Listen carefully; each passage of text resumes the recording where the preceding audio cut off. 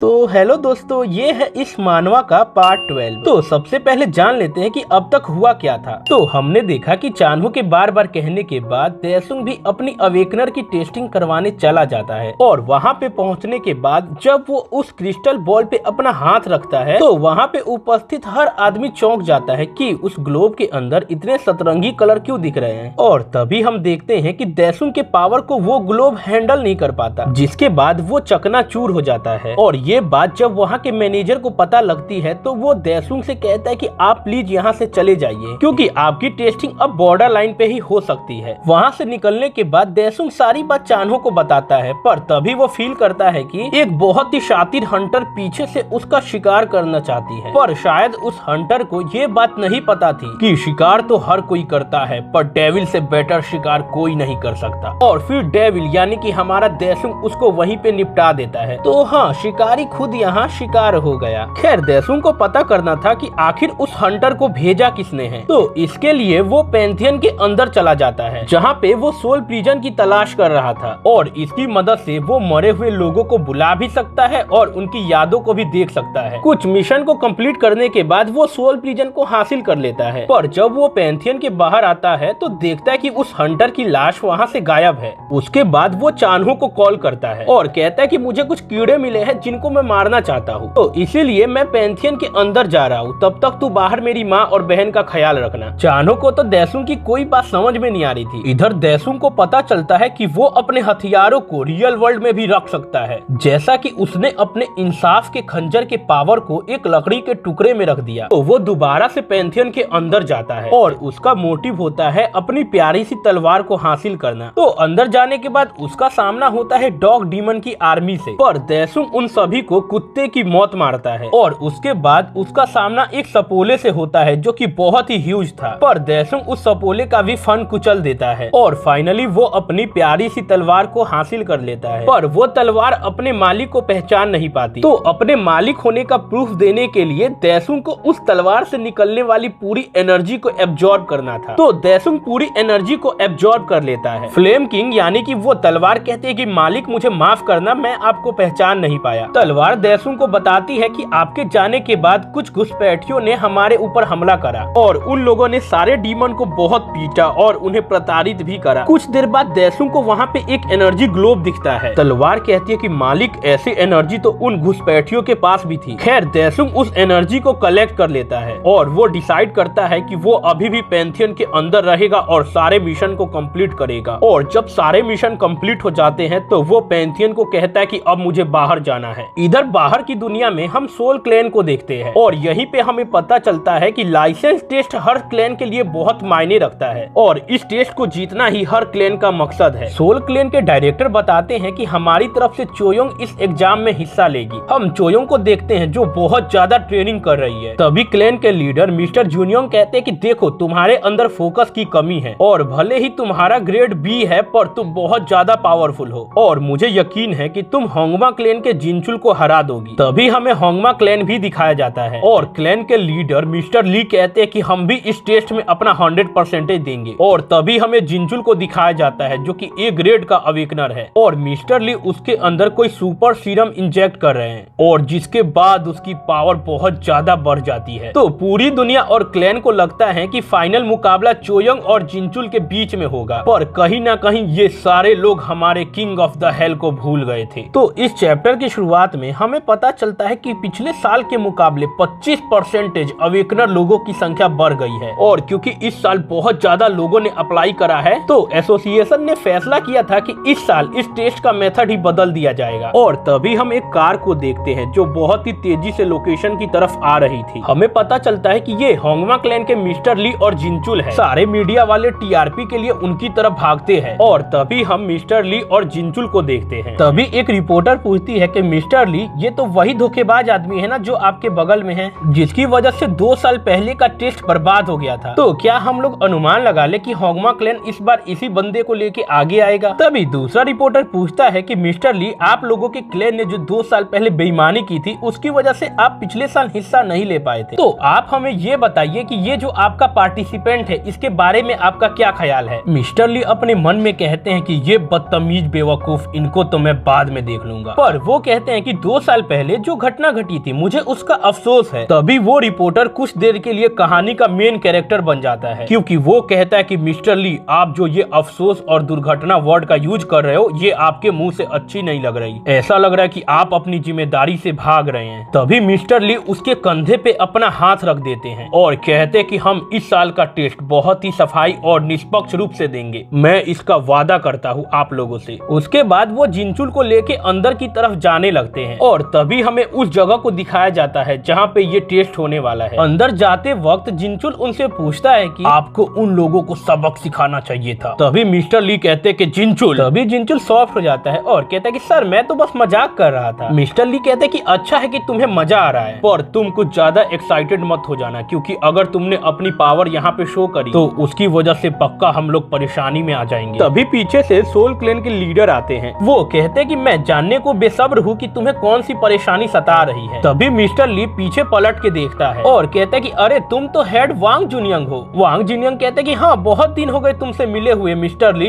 Mister ली कहते कि तुमने ये कैसा भेष बना के रखा है, तुम एकदम गोरिल्ला की तरह दिख रहे हो। मिस्टर जुनियंग कहते कि वो पत्रकार इतने ज्यादा एग्रेसिव थे कि मुझे ये रूप अपनाना पड़ा। मिस्टर ली कहते कि हाँ समझ गया। मिस्टर जुनियंग कहते कि मुझे कुछ लोगों की तरह कैमरे के सामने फेक दिखाने से नफरत है। और उसके बाद वो जिनचुल की तरफ देखते हैं जहाँ पे वो उसके ऑरा को फील करते हैं। वो कहते कि इसका ऑरा एकदम स्टेबल है और भले ही वो बहुत ज्यादा है पर ओवरफ्लो नहीं कर रहा। तो मानना पड़ेगा मिस्टर ली, तूने बहुत अच्छा काम किया है। मिस्टर ली कहते कि यार अभी टेस्ट स्टार्ट भी नहीं हुआ और तू उसे इतना घूर के देख रहा है। मिस्टर जूनियन कहते कि नहीं, मुझे इस बात की चिंता है कि 2 साल पहले जैसे तूने इस टेस्ट को बर्बाद किया था और हमारे क्लैन को भी उसे भुगतना पड़ा था, तो मैं आशा करता हूँ कि तू इस बार वैसा कुछ नहीं दोहराएगा। मिस्टर ली कहते कि अरे बिल्कुल तू फिक्र मत कर, और उसके बाद वो वहाँ से चले जाते हैं। जिनचुल कहता है कि उस बूढ़े आदमी की हिम्मत कैसे हुई हमें इस गंदी नजर से देखने की, सर क्या वो एक कमीना है। मिस्टर ली कहते कि जिनचुल मैं समझ गया तुम कैसा फील करते हो, पर वो तुम्हारा टारगेट नहीं है और मैं चाहता हूँ कि तुम्हारा सारा ध्यान यहाँ पे रहे। उसके बाद हम वहीं पे चोयोंग को देखते हैं जो एग्जाम में पार्टिसिपेट करने आई है, और कुछ पल के लिए चोयोंग और जिनचुल एक दूसरे के आमने सामने थे। जिनचुल कहता है कि तो ये है चोयोंग, अच्छा तो सोल क्लैन से ये मुझसे लड़ेगी, ये तो एक छोटी मछली जैसी है। मिस्टर ली कहते कि वो ताकतवर हो या कमजोर ये मायने नहीं रखता, मायने ये रखता है कि सोल क्लैन और उस बूढ़े आदमी ने अपना सारा एफर्ट इसके अंदर डाल दिया है। जिनचुल कहता है कि ओहो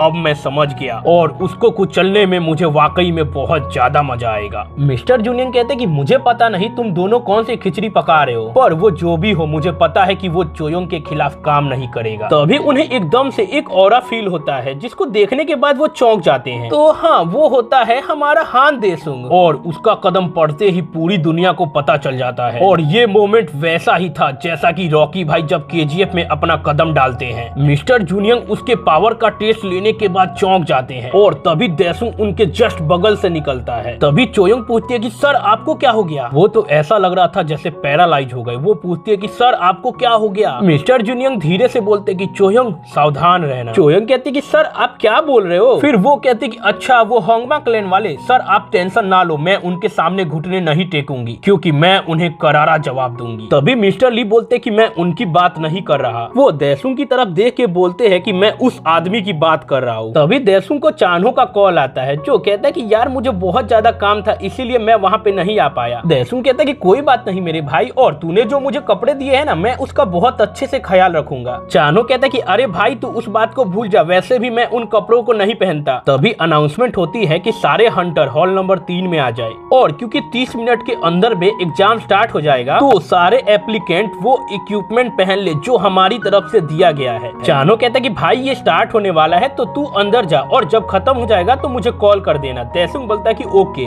और उसके बाद देसुंग उस जगह पे पहुंच जाता है जहाँ पे लिखा था कि आप अपना फिंगरप्रिंट डालो, फिर एक बॉक्स आएगा वो सारा आपका इक्विपमेंट होगा। उसके बाद देसुंग कहे मुताबिक अपना फिंगरप्रिंट रखता है और एक बॉक्स बाहर आता है। वो उस बॉक्स को देखने के बाद निराश हो जाता है। वो कहता है कि तुम इस चीज को प्रोटेक्टिव इक्विपमेंट कहते हो, ये तो रद्दी पेपर जैसा है। उसके बाद हमें टेस्ट हॉल नंबर 3 दिखाया जाता है जहाँ पे हम बहुत सारे अवेकनर को देखते हैं, और तभी हम उस बूढ़े आदमी को देखते हैं जिसको हमने एसोसिएशन में देखा था। वो कहता है कि अगर मैंने 100 बार कंप्लेन लेटर नहीं भेजा होता तो मैं यहाँ पे नहीं होता, और बेवकूफो तुमने उस मशीन से मेरे पावर को तोला, और खासकर वो बेवकूफ बेवकूफ इंसान जिसने पीछे से मेरे इस अनमोल माथे को टच करा था, अगर वो मुझे दोबारा मिलेगा तो बताऊंगा। तभी दोबारा से कोई उसके सर पे हाथ रखता है। वो कहता है कि कौन चूतिया है। हम देखते हैं कि वो जिनचुल होता है और वो कहता है कि ओए अंडे की शक्ल की साइड हट। इस बूढ़े आदमी की हवा टाइट हो जाती है। वो कहता है कि क्या मुझे क्विट कर देना चाहिए। तभी हम दैसुंग को देखते हैं जिसकी जर्सी नंबर 104 है और शायद उसको इस ड्रेस में कुछ अजीब सा फील हो रहा था। तभी वो कहता है कि ओहो गेम स्टार्ट हो गया। तो यहाँ पे होता है ये चैप्टर समाप्त। तो हेलो दोस्तों, ये है इस मानवा का पार्ट 13। तो अगर आपने पुराने पार्ट नहीं देखे तो एक बार इसका प्लेलिस्ट चेकआउट कर ले। तो चैप्टर की स्टार्टिंग में हमें वो जगह दिखाई जाती है जहाँ पे लाइसेंस टेस्ट होने वाला है और वहीं पे हम सोल क्लैन की चोयोंग को देखते हैं जो कि एसोसिएशन के द्वारा दिए गए आउटफिट में है। उसके बाद हम होंगमा क्लैन के जिनचुल को भी देख सकते हैं। उसके बाद हमें दिखाया जाता है last but not the least. तो हाँ, ये है हमारा मिस्टर हान दैसुंग। और अंत में हमें वो सारे अवेकनर दिखाए जाते हैं जो कि इस एग्जाम में पार्टिसिपेट कर रहे हैं। और इन्हीं लोगों के बीच में हम एक छोटू से मोटू से अवेकनर को देख सकते हैं जो कि बहुत ही ज्यादा इंटरेस्टिंग है। उसके बाद स्टेडियम के अंदर की सारी लाइट को जला दिया जाता है। उसके बाद सभी एक सर्कुलर लेयर को भी नोटिस करते हैं और सभी के दिमाग में एक ही बात चल रही थी कि आखिर ये है क्या। तभी हम वहाँ पे किसी बंदे को देखते हैं जो कि माइक टेस्टिंग कर रहा था। फिर वो सभी को कहता है कि आप लोगों से मिलके मुझे बहुत अच्छा लगा और मैं आज का सुपरवाइजर हूँ और सबसे पहले मैं आप सभी को ऑल द बेस्ट बोलना चाहता हूँ। तो चलिए सीधा पॉइंट पे आता हूँ। तो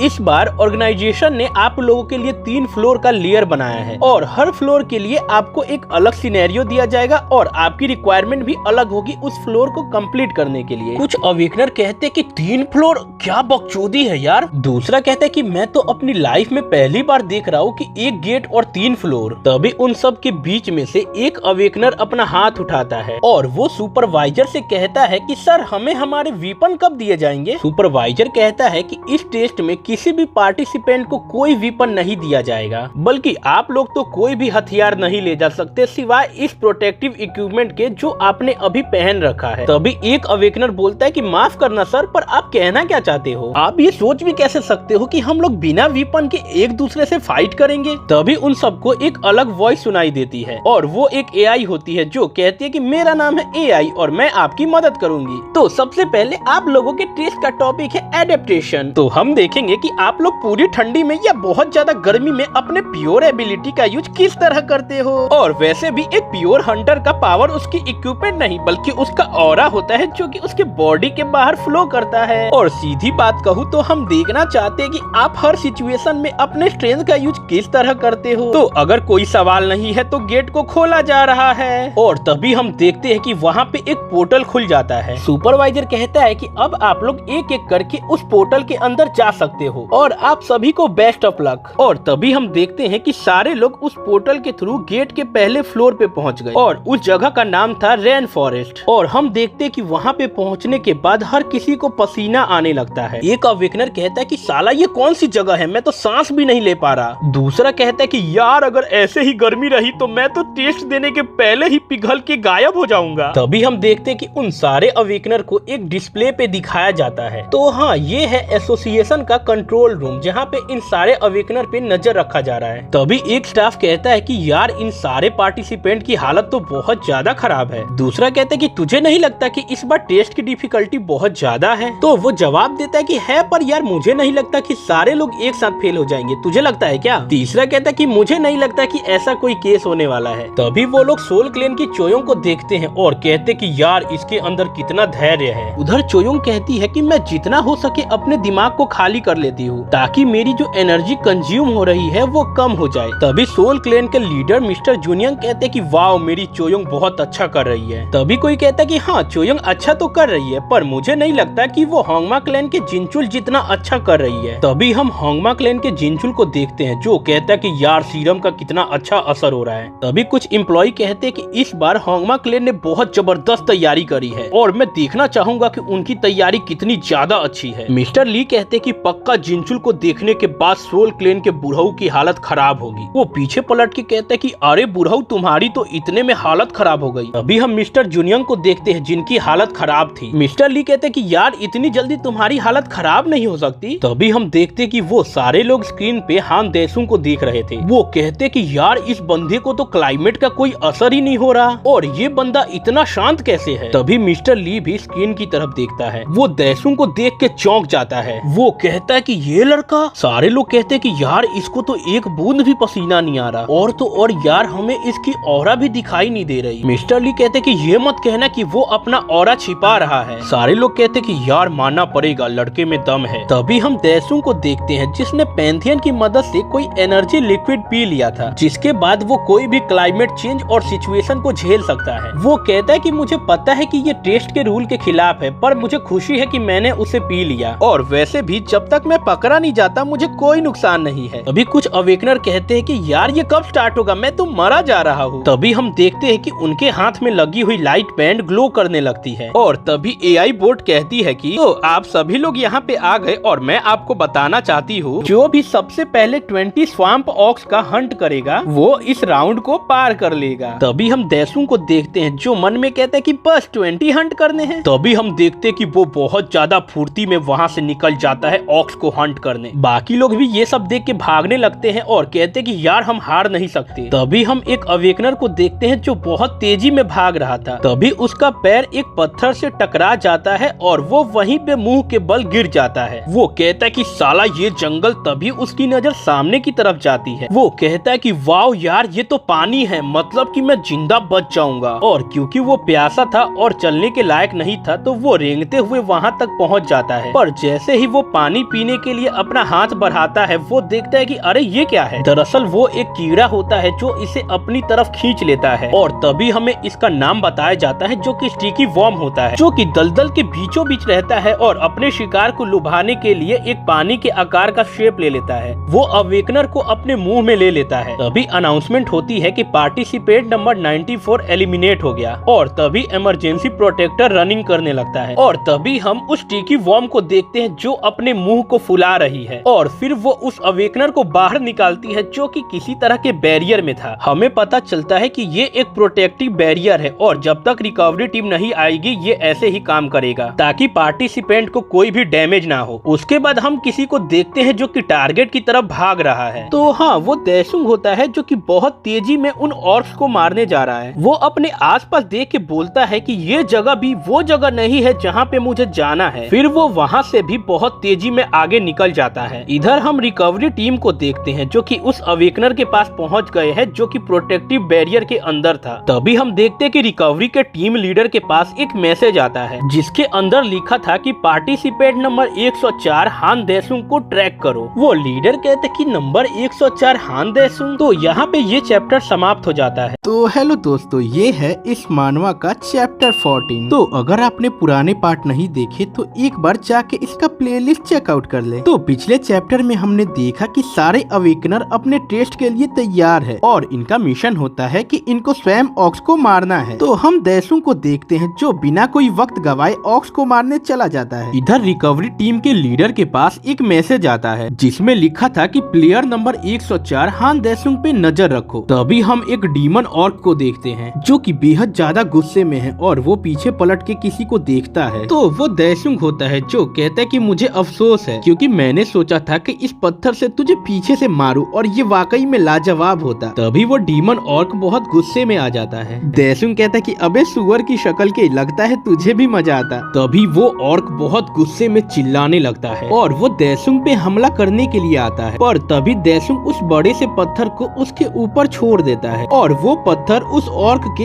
एकदम सामने आ जाता है जिसकी वजह से उसको आगे का कुछ भी दिखाई नहीं देता। तभी दैसुंग उस पत्थर पे अपने माना के द्वारा एक जोरदार पंच मारता है और हम देखते कि वो पत्थर एकदम से टूट जाता है और फिर उसके टुकड़ों के अंदर एक अलग ही एनर्जी निकलती है और वो सारे छोटे छोटे पत्थर जाके सीधा डीमन ऑर्क से टकरा जाते हैं। उसके बाद वहाँ पे एक तेज धमाका सुनाई देता है। इधर हम उस टीम रिकवरी लीडर को देखते हैं जो चुपके से दैसुंग पे नजर रख रहा था। वो लीडर कहता है कि तो ये है नंबर 104। वो अपने मन में सोचता है कि जब उन लोगों ने मुझे कहा कि तुम्हें एक परीक्षार्थी पे नजर रखना है और जिस अवेकनर को ना मैंने कभी देखा है और ना कभी उसे सुना है, तो उसके ऊपर नजर रखना तो पागलों वाला काम है। पर इसको देख के एक बात तो तय हो गई कि बाकी के जितने भी बड़े क्लैन है ना, ये उन सारे क्लैन के ऊपर भारी पड़ेगा। तभी दैसुंग उस ऑर्क को जान से मार देता है और कहता है कि चलो इसको मिला के मैंने 6 ऑर्क को निपटा दिया। उसके बाद वो कहते कि यार इनको एक एक करके खोजना और मारना ये बहुत बेकार काम है, और वैसे भी मैं अपने माना का इस्तेमाल नहीं करना चाहता, पर मेरे पास कोई चॉइस ही नहीं है। तभी वो अपने समनिंग शैडो पावर का यूज करता है, जिसके बाद पैंथियन के अंदर से शैडो डीमन बाहर आते हैं और वो उन सबको ऑर्क का पता लगाने के लिए भेज देता है। हम देखते कि वो सारे अपने काम में जुट जाते हैं। वो फॉरेस्ट का एक एक कोना कोना छान मारते हैं। तभी हम एक गुफा के अंदर ऑर्क्स की आर्मी देखते हैं। उनको देख के तो ऐसा लग रहा था जैसे ये लोग छिप के बैठे हुए हैं। तभी उनमें से एक ऑर्क को इंसान की महक आती है। तभी दूसरा ऑर्क उसको रोक लेता है और वो उसको अपनी भाषा में कहता है कि अगर तू कुछ स्वादिष्ट खाना चाहता है तो अपने अंदर सब्र ला। और शायद वो ऑर्क इन लोगों का लीडर होता है, क्योंकि उसकी बात को सुनने के बाद सारे के सारे वहीं पे रुक जाते हैं। तभी उस लीडर ऑर्क को कुछ तो सुनाई देता है। तभी वो अपने सामने दैसुंग को देखता है, जो कि उस गुफा के अंदर एक बड़ा सा होल बना के आया है। दैसुंग कहता है कि चूतियो, तुम्हें क्या लगा जमीन के अंदर एक गड्ढा बना के छिप जाओगे तो बच जाओगे? तभी मैं कहूँ कि साला मुझे कोई दिखाई क्यों नहीं दे रहा, तुम तो सालों डरपोक की भांति यहाँ पे छिपे हुए हो। तभी उनमें से